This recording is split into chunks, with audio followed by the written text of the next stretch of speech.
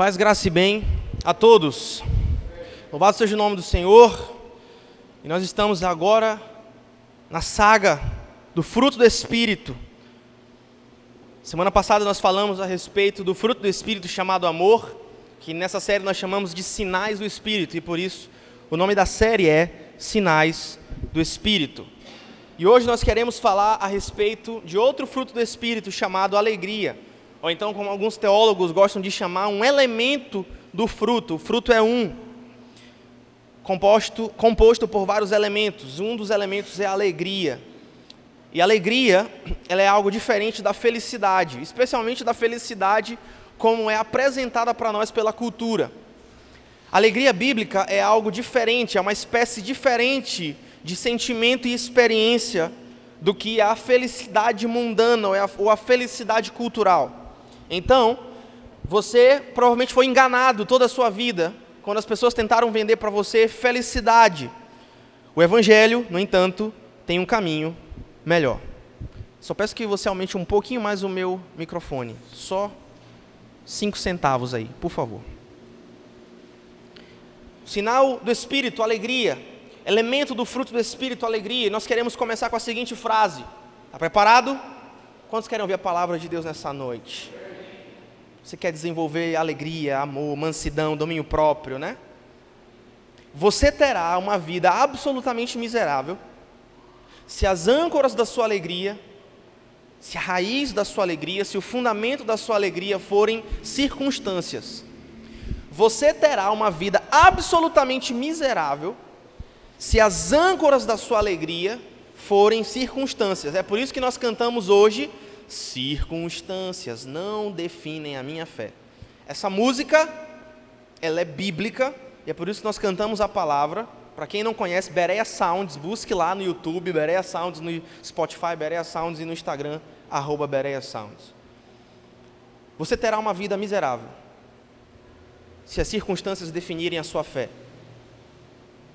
Porque se você for levado pelas circunstâncias, você vai ser levado para a incredulidade. E é por isso que nós iremos desenvolver o conceito bíblico de alegria bíblica.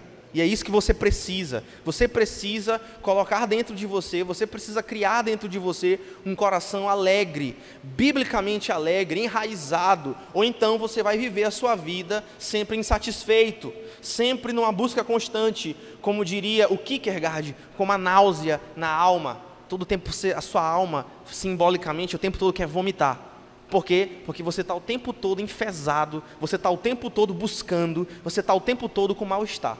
Romanos capítulo 5 é o texto de hoje. Abra sua Bíblia em Romanos capítulo 5 e nós iremos desenvolver a exposição de hoje, do verso 1 até o verso 11.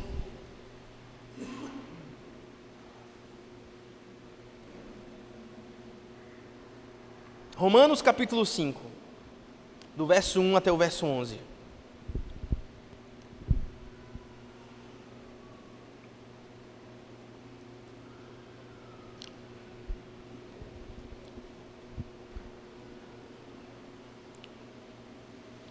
Diz assim a palavra do Senhor: Portanto, uma vez que pela fé nós fomos declarados justos ou inocentes diante de Deus, nós temos paz com Deus, por causa daquilo que Jesus Cristo, nosso Senhor, fez por nós.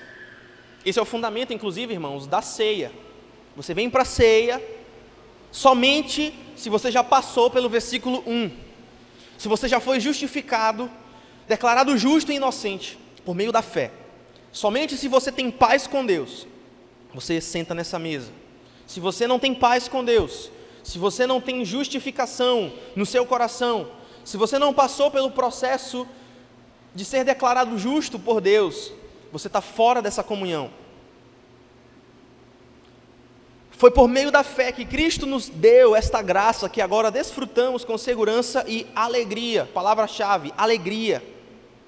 Pois temos a esperança de participar da glória de Deus.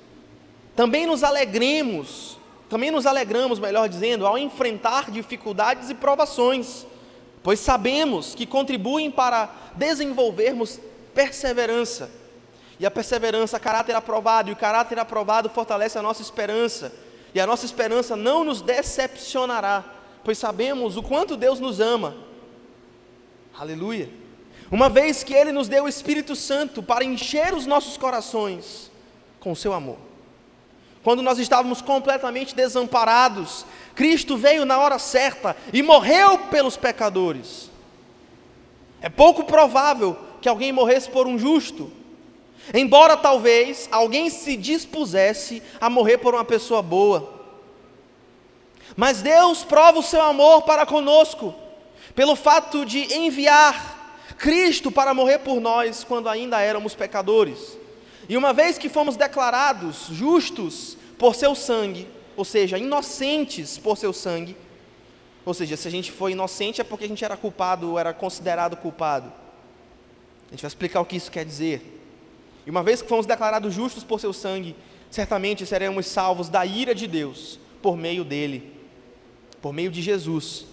Pois, se quando ainda éramos inimigos de Deus, então ele está afirmando que a nossa situação era ruim, nós éramos inimigos de Deus. Você era inimigo de Deus, eu era inimigo de Deus.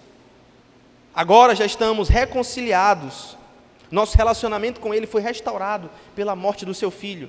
Agora que já estamos reconciliados, certamente seremos salvos por sua vida. Agora, portanto, podemos nos alegrar, mais uma vez a palavra-chave, em Deus, com quem fomos reconciliados por meio do nosso Senhor Jesus Cristo. Então, queridos, o que nós temos discutido durante essas últimas semanas, no último domingo agora e os próximos domingos? Por 9 domingos nós iremos falar sobre os sinais do Espírito. Nós temos discutido que existe uma diferença entre os bons cidadãos e os verdadeiros, ou um cristão verdadeiro, mas sempre um cristão verdadeiro será um bom cidadão. Mesmo que ele tenha eventos na sua vida, mas sempre um cristão verdadeiro será um bom cidadão. Mesmo que ele tenha eventos na sua vida em que ele não seja tão verdadeiro, será um bom cidadão.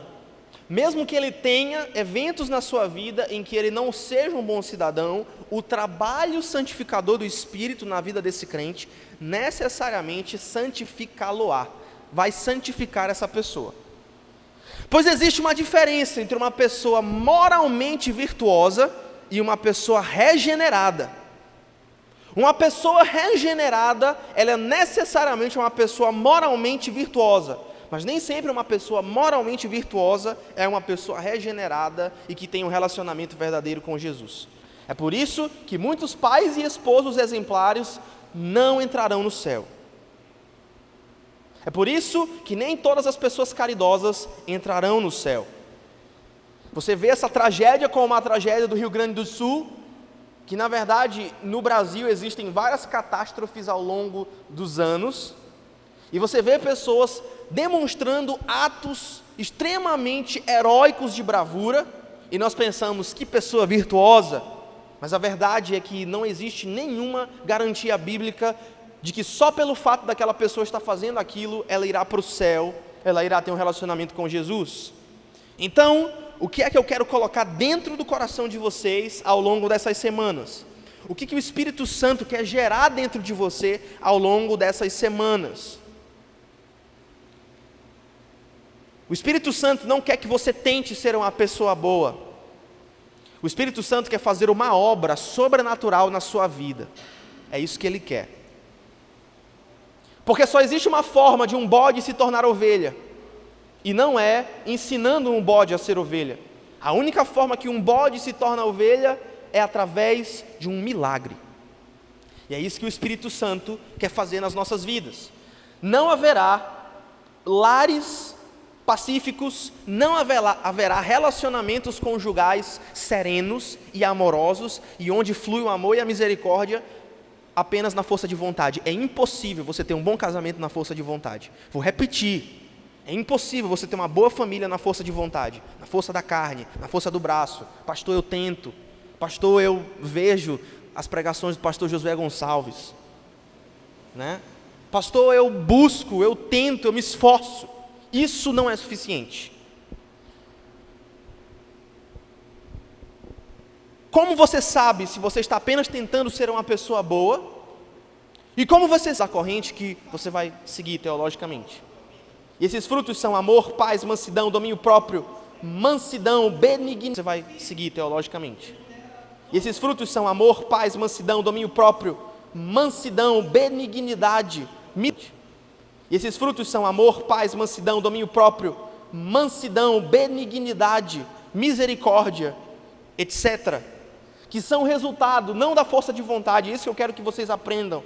Não existe misericórdia como fruto de esforço, ok? Não existe paciência como fruto de esforço, porque você vai falhar na segunda semana, você não vai conseguir. A paciência é algo natural que vem de um coração que produz paciência, porque uma mangueira produz manga. Você não pode pedir para uma mangueira produzir laranja.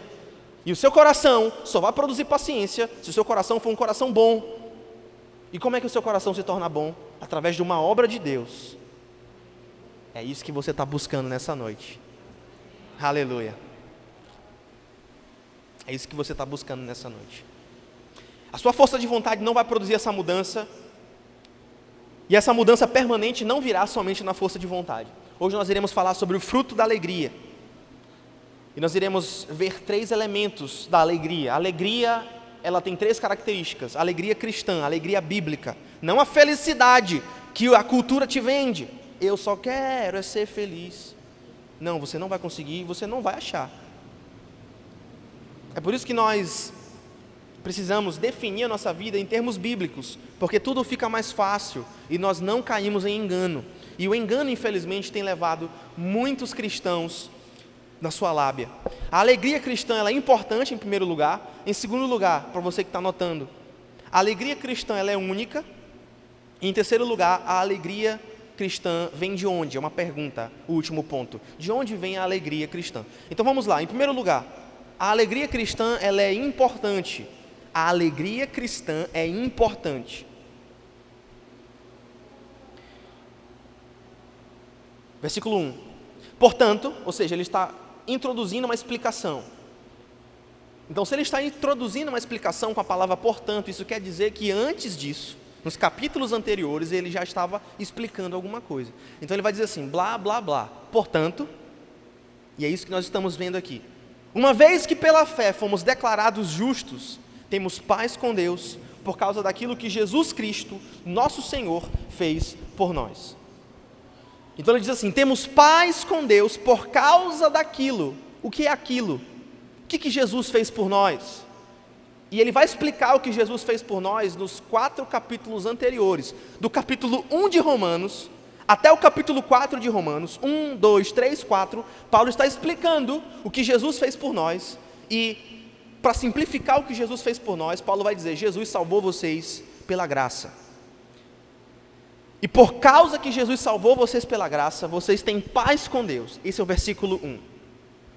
Em outras palavras, todas as outras religiões que você vai encontrar na sua vida, todas as outras religiões vão dizer o seguinte, olha, viva do jeito que você quiser, e no final da sua vida, Deus tem a obrigação de te aceitar. Afinal de contas, Deus é um Deus amoroso. Não é isso que você ouve aí na cultura? Deus é um Deus amoroso. Então você pode viver do jeito que você quiser e Deus tem a obrigação, afinal de contas, Ele é um Papai Noel cósmico, um velhinho bom, que tem a obrigação de te aceitar e te perdoar. O cristianismo, em contrapartida a todas as outras religiões do mundo, e ainda tem as outras religiões, como o catolicismo, que diz assim, você precisa ser uma pessoa boa, como se existisse tal coisa. Você é bom? Você é uma pessoa boa? Você já quebrou a lei de Deus hoje? Deixa eu te deixar mal aqui nessa noite. Você já pensou em alguma barbaridade desde a hora que você acordou até agora? Você já pensou em matar alguém hoje? Mas você já teve raiva de alguém hoje? Eu não. Essa semana você já ficou com raiva de alguém? A sua raiva era legítima? A sua raiva, ela era proporcional? Você é um assassino, porque a Bíblia diz que aquele que odeia o seu irmão é um assassino, porque foi dito pela lei de Moisés que você não poderia matar ninguém, mas se você odeia alguém, você já o matou no seu coração.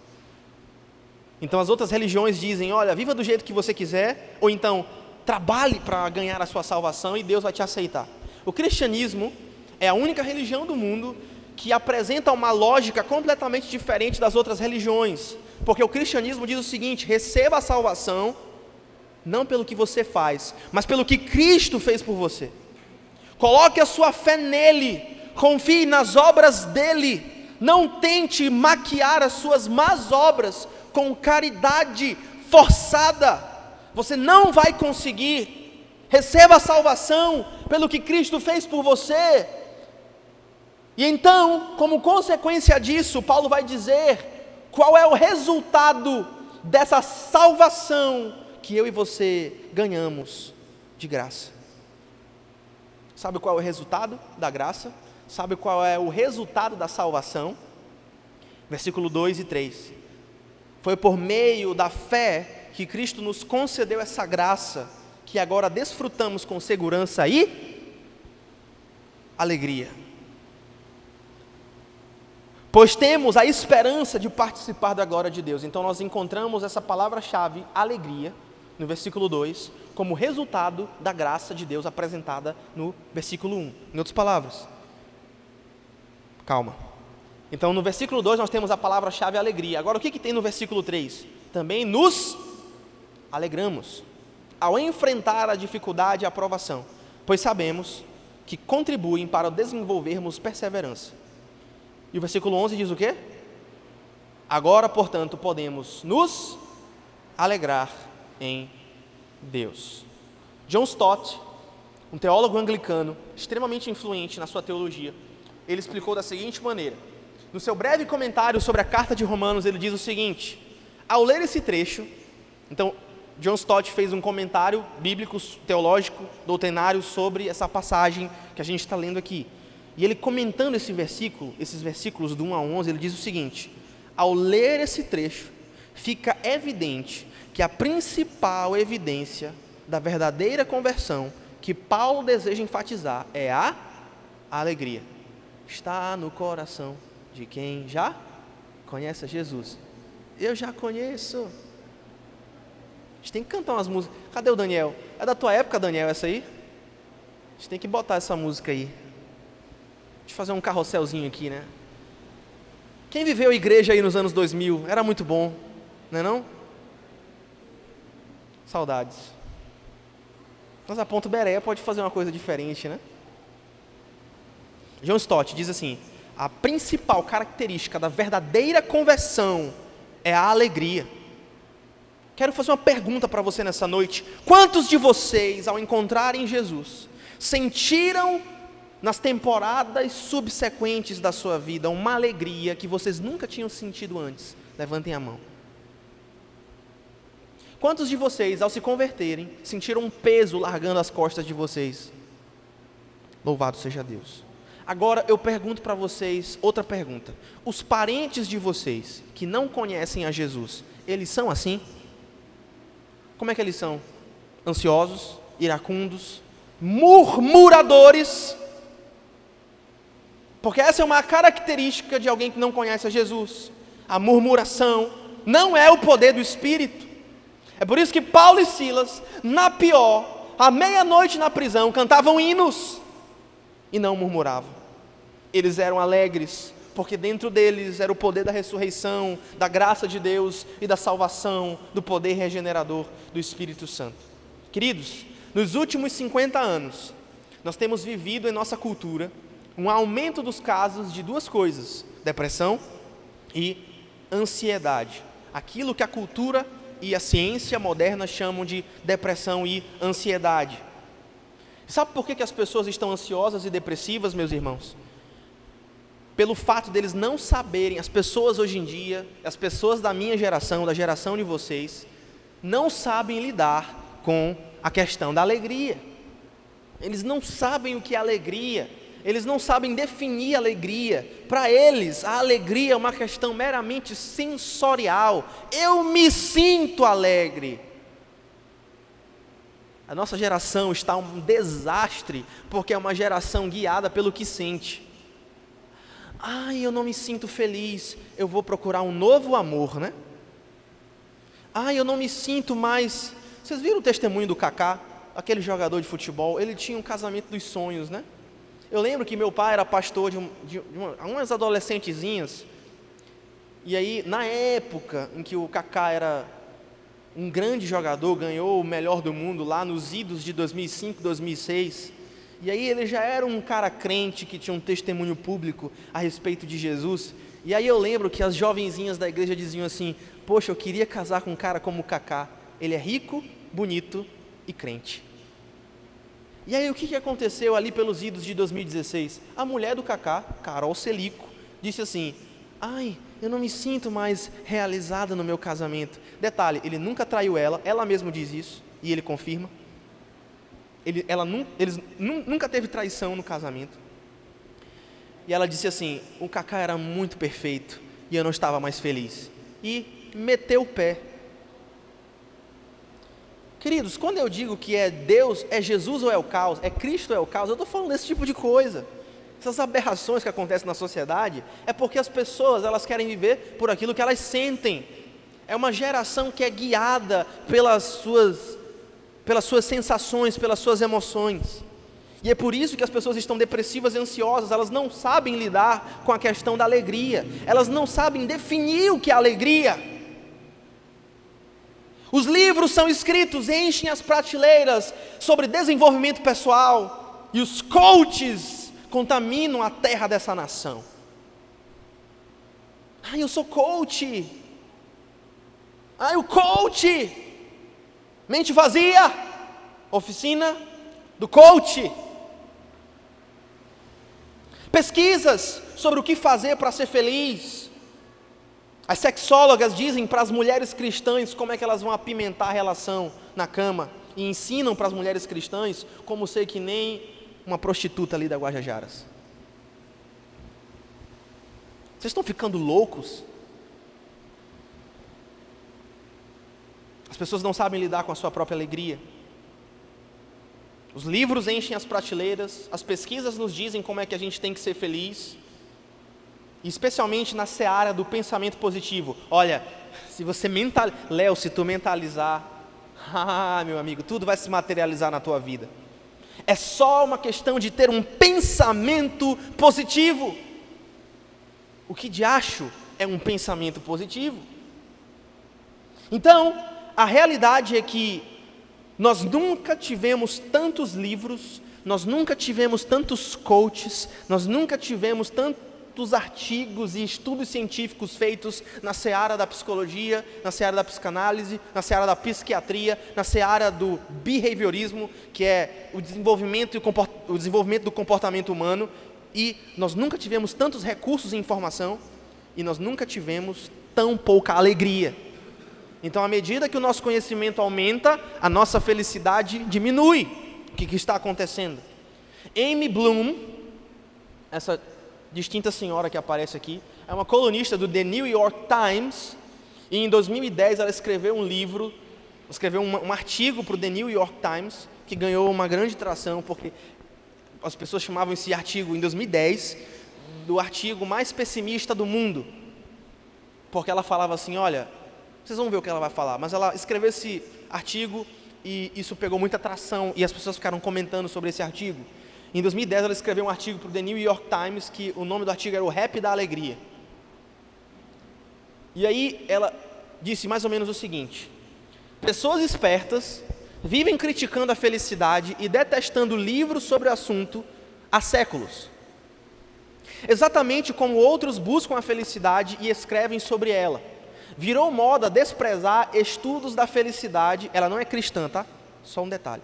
Ela não é uma pessoa cristã, ela não necessariamente tem nenhuma simpatia pelos evangélicos, mas ela chegou a essa constatação. Virou moda desprezar estudos da felicidade e da psicologia positiva, ou seja, do pensamento positivo. Léo, mentaliza, Léo. Bora, Léo. Mentaliza, Sara. Então a gente está zombando desse tipo de coisa, não como algo diabólico, mas como se fossem coisa de gente burra. Em outras palavras, só gente muito tantando a cabeça acredita nesses papos de coach. É isso que ela está dizendo aqui. Não é coisa do diabo necessariamente, na perspectiva dela de uma mulher não cristã, mas é coisa de gente idiota. Ou seja, você achar que você vai encontrar felicidade dentro de você é coisa de idiota, é isso que ela está dizendo aqui. Pode passar. O verdadeiro problema com a felicidade não são as pessoas que a buscam, nem os livros sobre ela. O problema é a própria felicidade. A felicidade é como a beleza. Parte do encanto da felicidade está no fato dela não durar muito. Pode passar. Entender a felicidade é aceitar que tudo ao nosso redor acaba, que as flores murcham, que as pessoas que amamos morrem. Nenhuma zombaria ou cara feia vai impedir alguém de apreciar o sol aquecendo o seu rosto ou de reconhecer que esse prazer não é eterno. Em outras palavras, Amy Bloom está dizendo o seguinte: se você quer ser feliz, não busque a felicidade. Se você quer ser feliz, não busque a felicidade. Ou seja, porque não importa qual seja a fonte dessa felicidade, ela sempre será passageira e ela sempre vai acabar. Em outras palavras, não busque a felicidade. Não importa de onde vem a felicidade, não vai durar. A alegria de pobre dura, e a alegria de rico também. A alegria de rico também. Por quê? Pobres e ricos têm uma coisa em comum: eles são seres humanos caídos, pecadores e que precisam desesperadamente não de mais dinheiro, não de mais sexo, não de mais nada. Ricos e pobres são seres humanos pecadores que precisam desesperadamente da graça de Jesus. Você precisa da graça de Jesus. Eu preciso da graça de Jesus. Então, por isso que esse artigo foi considerado um dos artigos mais tristes e sem esperança que tem, porque a perspectiva terrena é que você não deve buscar a felicidade, porque a felicidade é passageira e ela não faz sentido. E se você coloca a sua confiança naquela felicidade como algo para te validar, tu vai te frustrar grandemente. Você vai ficar triste, você vai ficar frustrado, você vai desacreditar do amor. Você já viu uma adolescente em crise? Na verdade, não são só as adolescentes, não é mesmo? Você já viu uma mulher em crise porque foi rejeitada? Especialmente depois que o casamento dela deu certo por um tempo. Ela diz assim: o meu casamento era um conto de fadas. E de repente eu descobri que a pessoa que eu amava e colocava a minha confiança não era aquilo que eu estava pensando. E aí o mundo dela acaba, né? E ela tem muita dificuldade de amar outra vez. Sabe por quê? Amy Bloom explica isso. Não importa quanto você busca a felicidade, a melhor coisa que você deveria ter feito era não buscar a felicidade, porque ela sempre vai ser passageira. E é isso, irmãos. É exatamente isso. Quando você era criança, você dizia: mamãe, compra esse brinquedo para mim. E aí a sua mãe comprava com muito esforço, passava no crediário em 200 vezes. E aí você pegava o brinquedo, brincava 2 horas com ele e o brinquedo não mais lhe satisfazia. Ou então os defraudadores gerais da república, aqueles meninozinhos de igreja que ficam dando em cima de uma e de outra. E aí eles dizem assim: rapaz, eu vou conquistar essa mulher. E aí quando você conquista aquela irmãzinha, depois de muito esforço, e aí ela cai na sua lábia, e aí você não tem mais interesse por ela. Essa é a nossa vida. Essa é a nossa vida. Ou então como é que eu posso dizer? Um alvo financeiro. Olha, depois que eu juntar esse dinheiro e eu fizer a viagem dos meus sonhos, eu vou ficar satisfeito. E aí então você junta o dinheiro a duras penas e você faz a viagem dos seus sonhos com as pessoas que você ama, e depois que a viagem acaba, nada mudou, porque você já está buscando as próximas férias e você ainda tem alguns boletos para pagar. Essa é a sua vida. Sim ou não? Estou mentindo? A perspectiva terrena, meus irmãos, é extremamente desesperançosa. A perspectiva terrena é extremamente pessimista. A perspectiva terrena é uma perspectiva pela qual não há o sentido de nós buscarmos isso. Agora deixa eu dizer uma coisa para vocês: o Evangelho nos oferece um caminho melhor, amém? O Evangelho nos oferece um caminho melhor. Essa aqui é a sabedoria de Deus para a tua vida. Somente sob a perspectiva do Evangelho e da graça de Jesus é que a felicidade se torna verdadeiramente vantajosa e fazendo sentido. Afinal de contas, apenas no Evangelho a fonte da alegria é inesgotável. Somente no Evangelho a fonte da alegria é inesgotável. As suas férias de verão vão acabar e você vai permanecer na mesma. O seu 13º vai acabar e você vai permanecer na mesma. Todos os pequenos gostinhos de alegria que você tem no seu dia a dia, na sua rotina, eles vão passar e eles não vão preencher aquilo que você tanto busca. Somente no Evangelho, a fonte de alegria é inesgotável. Então, em primeiro lugar, a alegria cristã, ela é importante. Ela é importante porque ela dá sentido para a nossa vida. Ela nos lembra que existe algo que está o tempo todo enchendo a nossa alma de alegria e que nunca vai acabar. E o que é isso? O versículo 1 explica: o Evangelho, o relacionamento com Jesus. Se tudo for tirado de você, meus irmãos, minhas irmãs e meus amigos, se você tiver Jesus, você tem tudo. A fonte da alegria é inesgotável somente no Evangelho. Além disso, a alegria cristã, ela não somente é importante, como ela é única. A alegria cristã, ela não somente é importante, como ela é única. E o porquê disso, meus irmãos? Por que a alegria cristã é única? Por que a alegria cristã não é a felicidade que a cultura vende para você? Versículo 3. Também nos alegramos ao enfrentar dificuldades e provações. A alegria cristã é única, porque ela não depende das circunstâncias. Circunstâncias não definem a minha fé. O que são dificuldades e provações? Dificuldades e provações são ausência de circunstâncias favoráveis. É a ausência de vida mansa. É quando você está fora da vida mansa. Isso são dificuldades e provações. São as pressões que você vive na sua vida. São as traições com as quais você tem que lidar. São as faltas de recursos que muitas vezes colocam uma pressão na sua agenda, na sua rotina. São os seus filhos que são desobedientes muitas vezes. Ou então eles nem são desobedientes, mas eles não estão encaixados naquilo que você sonhou para eles. Isso são dificuldades, isso são provações. Às vezes é o seu próprio pecado que te esmaga e você não sabe lidar com ele. Às vezes é aquele pecado que você nunca conseguiu vencer ainda e você fica extremamente desencorajado quando você se depara com a realidade desse pecado que você não consegue vencer. A ausência de circunstâncias favoráveis. E Paulo diz o seguinte no versículo 3: quando você está diante dessas circunstâncias desfavoráveis, ainda assim você se alegra. Isso é um tipo de alegria única, não é mesmo? Isso é um tipo de alegria que não depende das circunstâncias.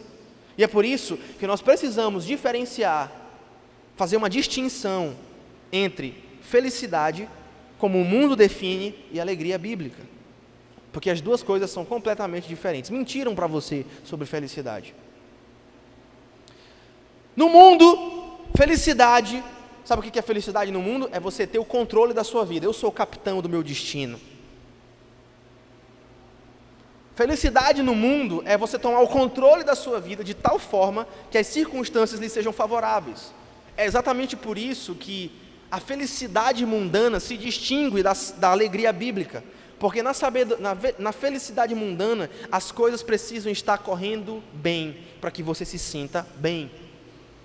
Se as coisas saem um pouco da forma como você planejou, pessoas controladoras lidam com isso o tempo todo. Mães controladoras, pais controladores, filhos perfeccionistas. Quantos de vocês têm filhos perfeccionistas? Às vezes é você que estragou ele, né? Às vezes. Às vezes ele é um espelho piorado seu. Ou então você se irrita com seu filho porque você está se olhando nele. E você diz assim: meu Deus, como é que meu marido aguenta, né? Ou como é que minha mulher aguenta?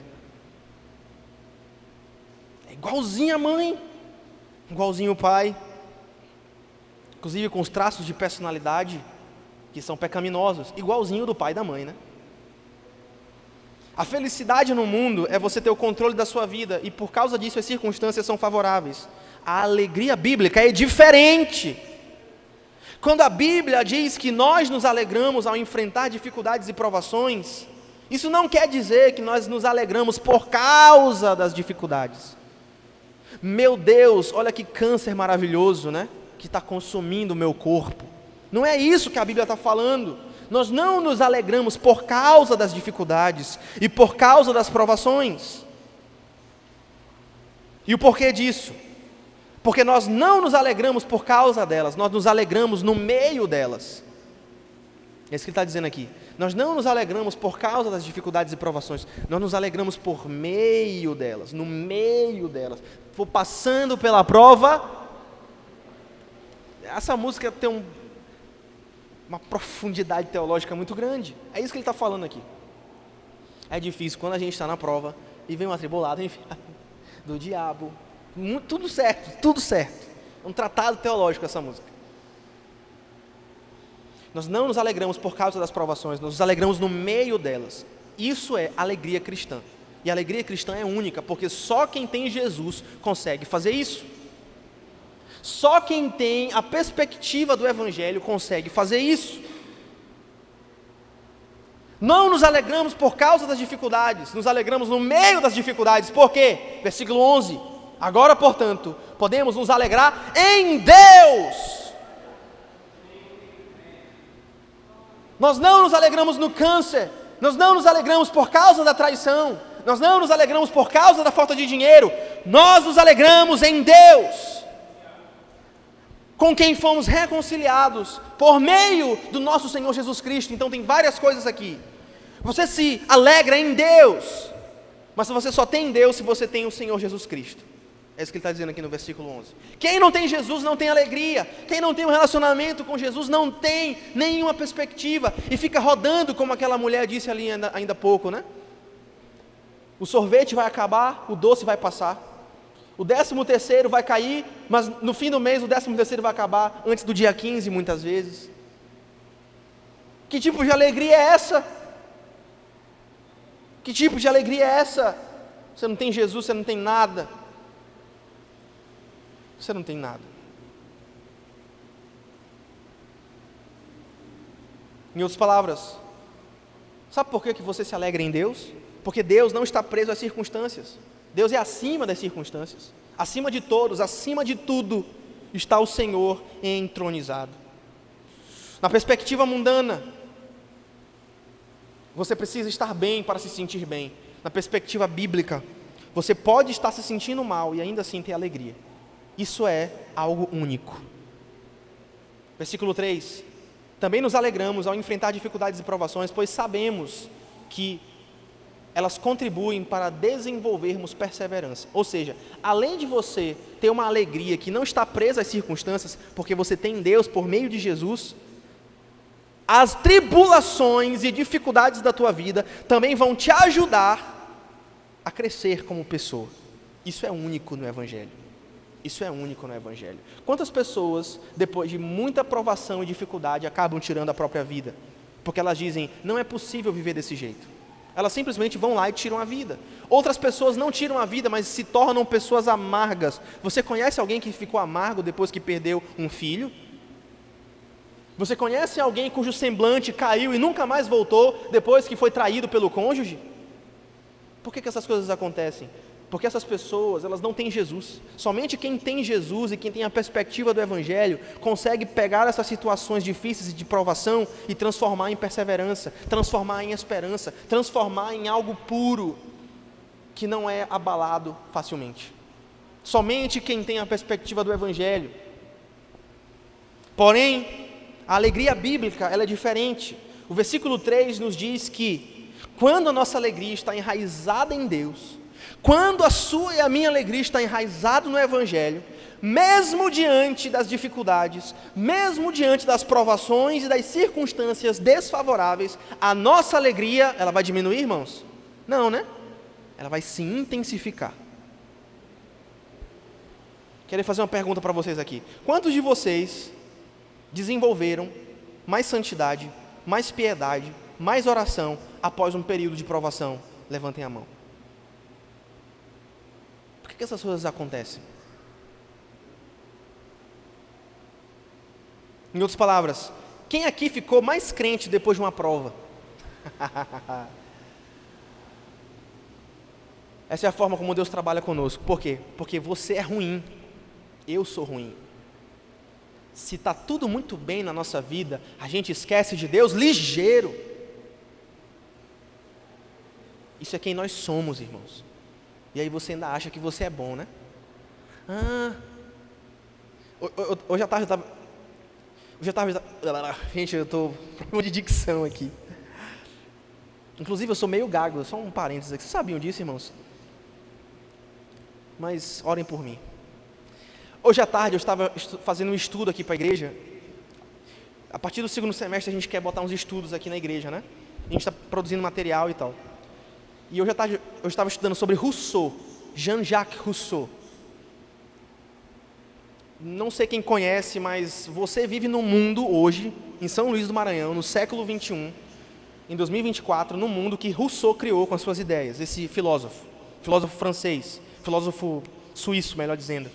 Ele foi o mentor intelectual da Revolução Francesa, que disse que Deus estava ultrapassado, basicamente. E nós somos produto dessas ideias que dizem que nós somos bons e que o problema do nosso coração não é o pecado e que o problema dos seus filhos não é o pecado. E eu estava estudando esses pensamentos e eu disse assim, meu Deus, como isso entrou na igreja? As pessoas pensam isso. As pessoas literalmente pensam que elas são pessoas boas. O Rousseau dizia que as crianças, elas são crianças boas e que você deve deixar as crianças desenvolverem as suas inclinações naturais, porque elas nascem moralmente neutras. É isso que ele dizia. Tem muito a ver com a psicologia moderna, né? As pessoas nascem moralmente neutras e a propriedade privada e a economia e a desigualdade social vão corromper essas pessoas. Completamente o contrário ao que a Escritura diz.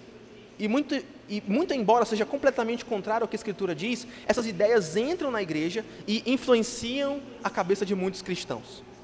Meus irmãos, nós precisamos de dificuldades nas nossas vidas, muitas vezes. Uma pessoa boa, ele nasceu pecador, ela nasceu pecadora, precisa do Evangelho, precisa da graça de Jesus. Ele nasceu pecador, ela nasceu pecadora, precisa do Evangelho, precisa da graça de Jesus.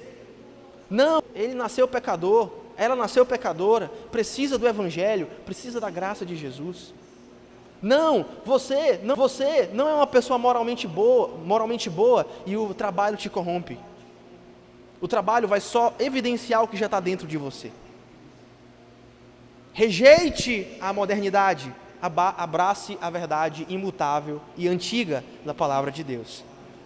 Quantos de vocês já ficaram mais crentes depois de uma prova, né? Nenhuma outra religião produz isso. E é exatamente por isso que a alegria cristã é única. Ela não somente é uma coisa importante, ela é única. Só o cristianismo tem isso. Só o evangelho produz isso. E é isso que nós precisamos buscar. Richard Sibbes, um puritano do século XVII, ele diz o seguinte: algumas vezes os nossos espíritos não suportam mais a provação. Quantos já passaram por isso? Você não aguenta mais. Chega!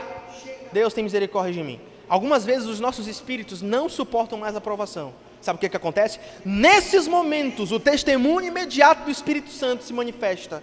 E o que o Espírito Santo diz para você? Eu sou a tua salvação. Somente o Espírito Santo pode fazer isso. Salmo 16, versículo 11 diz assim: tu me mostrarás o caminho da vida eterna e me darás a alegria. Da onde, gente? Da tua presença. Em outras palavras, onde está a alegria? Onde está a alegria? Na presença de Deus. Onde está a satisfação de alma? Em conhecer a Deus. Então você tem o apóstolo Paulo, PhD dos PhDs em teologia. Ele era um rabino dos rabinos. Ele era hebreu de hebreus. Não tem como você ser mais judeu do que um hebreu de hebreus, né? Eu era hebreu de hebreus. E ainda assim perseguia a igreja de Deus. Quanto ao zelo, quanto à lei, eu era fariseu.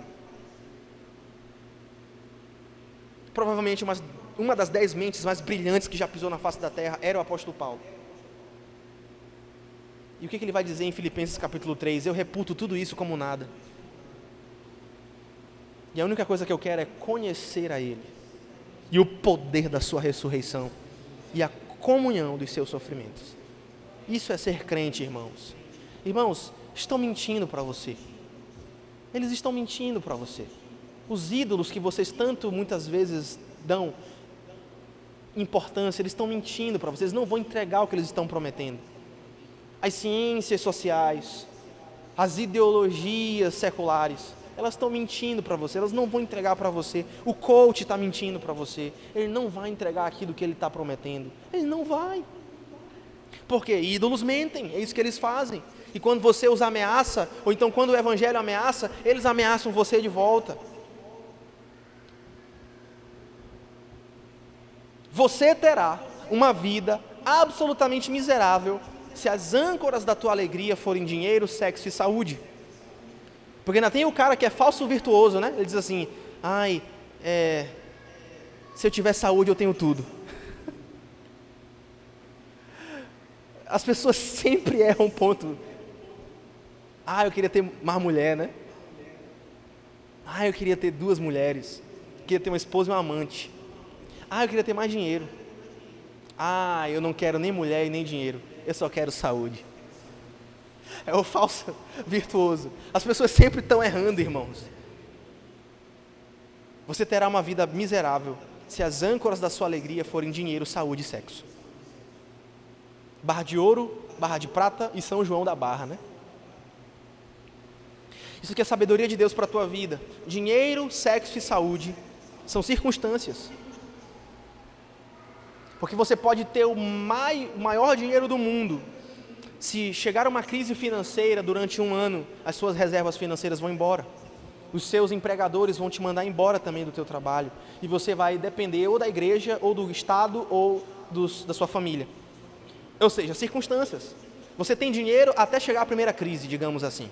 Ou seja, circunstâncias facilmente abaláveis. Sexo.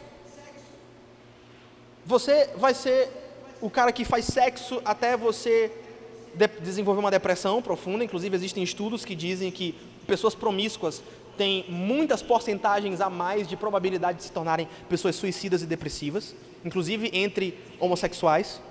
Na verdade, homossexuais e transgêneros. Isso aqui é tudo dado, tá, irmãos? Eu posso mandar todas essas pesquisas para vocês. É 37% a mais entre homossexuais e transgêneros. Tendências suicidas e depressivas. Ou seja, circunstâncias também. Você vai querer dormir com um e outro até a sua vida ser uma vida miserável. Você vai dando a sua alma de pouquinho em pouquinho para as pessoas que vão passando na sua vida até você não ter mais alma nenhuma. Porque é isso que acontece. E você tem saúde até aparecer a primeira doença. Sim ou não? Hoje morreu uma deputada federal, não sei se vocês viram aí, tinha 39 anos, morreu. Sua vida não é nada.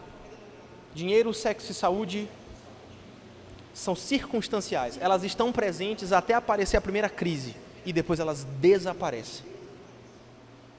E as circunstâncias são sazonais. Sazonais quer dizer que elas são inconstantes. Em março elas estão e em abril elas desaparecem. Circunstâncias, elas são facilmente abaladas na sua vida. E se a sua alegria estiver ancorada nessas coisas, você está afadado a uma vida de miséria. Se a sua vida está ancorada em sexo, se a sua vida está ancorada em rede social, em dinheiro, em saúde, em você querer a glória dos homens, a sua vida está afadada a ter uma vida de miséria. Agora, para finalizar, de onde vem a